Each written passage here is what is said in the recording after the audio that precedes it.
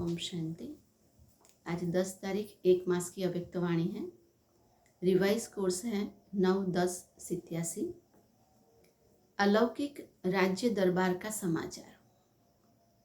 आज बाप दादा अपने स्वराज्य अधिकारी बच्चों की राज्य दरबार देख रहे हैं। यह संगम युग की निराली श्रेष्ठ शान वाली अलौकिक दरबार सारे कल्प में न्यारे और अति प्यारी है। इस राज्य सभा की रूहानी रौनक, रूहानी कमल आसन, रूहानी ताज और तिलक, चेहरे की चमक, स्थिति के श्रेष्ठ स्मृति के वायुमंडल में अलौकिक खुशबू अति रमणीक, अति आकर्षित करने वाली है। ऐसी सभा को देख बाप दादा हर एक राज्य अधिकारी आत्मा को देख हर्षित हो रहे हैं। कितनी बड़ी दरबार है। हर एक ब्राह्मण बच्चा स्वराज्य अधिकारी है। तो कितने ब्राह्मण बच्चे हैं? सभी ब्राह्मणों की दरबार इकट्ठी करो तो कितनी बड़ी राज्य दरबार हो जाएगी। इतनी बड़ी राज्य दरबार किसी भी युग में नहीं होती। यही संगम युग की विशेषता है।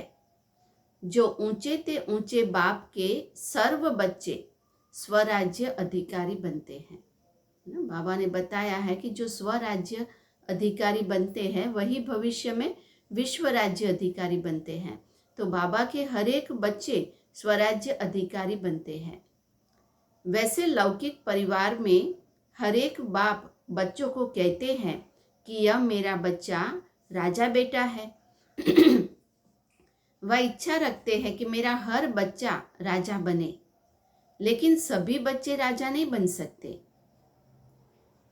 इस समय बाप दादा के सब बच्चे राजयोगी अर्थात स्व के राजे नंबरवार जरूर है, लेकिन है सभी राजयोगी, कोई प्रजा योगी नहीं है। तो बाप दादा बेहद की राज्य सभा को देख रहे थे। सभी तो मिलना जुलना सीख रहे हैं। तो बाबा कहते अपने स्वराज्य अधिकार को समझते हो ना। अलौकिक राज्य दरबार का समाचार बाप दादा सुना रहे हैं। ताज ब्राह्मण जीवन की विशेषता है, पवित्रता की सूचक है। चेहरे की चमक रूहानी स्थिति में स्थित रहने की रूहानियत की चमक है। ताज पवित्रता की निशानी है और बाबा कहते चेहरे की चमक रूहानी स्थिति में स्थित रहने की रूहानियत की निशानी है, चमक है। यह चेहरा ही वृत्ति और स्थिति का दर्पण है। एक थे सहज स्थिति वाले और दूसरे थे प्रयत्न कर स्थित रहने वाले, अर्थात एक थे सहज योगी और दूसरे थे पुरुषार्थ से योगी। योगी दोनों थे, लेकिन एक सहज योगी चलते फिरते योगी और दूसरे पुरुषार्थ से योगी। दोनों की चमक में अंतर रहा। उनकी नेचुरल ब्यूटी थी और दूसरों की पुरुषार्थ द्वारा ब्यूटी थी। तो परसेंटेज हो गया ना। ऐसे श्रेष्ठ स्थिति से श्रेष्ठ प्राप्ति, श्रेष्ठ राज्य अधिकार अर्थात श्रेष्ठ पद की प्राप्ति का नशा व चमक चेहरे से दिखाई दे रहा था। दूर से ही अनुभव करते हैं कि इन्होंने कुछ पाया है। प्राप्ति स्वरूप आत्माएं हैं। ऐसे ही सभी राज्य अधिकारी बच्चों के चमकते हुए चेहरे दिखाई दे रहे थे। मेहनत के चिन्ह नहीं।